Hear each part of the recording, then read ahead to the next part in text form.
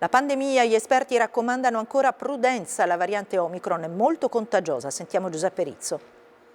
Il virus continua a circolare in modo sostenuto, quasi 71.000 contagi giornalieri, la positività torna a sfiorare il 15%, attualmente in Italia quasi 1.300.000 persone sono positive. Lo stato d'emergenza è finito, ma serve ancora attenzione, anche per via di varianti che si diffondono molto rapidamente. La variante Omicron 2 è probabilmente il virus più contagioso con cui abbiamo avuto a che fare. Pensavamo che i più contagiosi fossero il morbillo, il rotavirus, probabilmente Omicron 2 è superiore. Un infettato infetta altre 12-14 persone.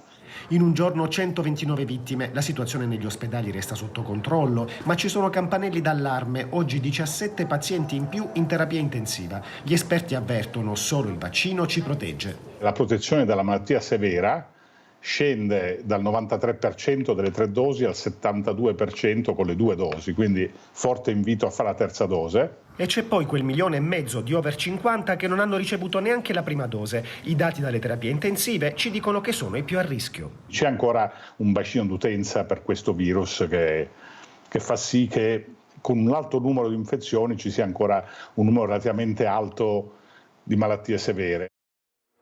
Oggi è la giornata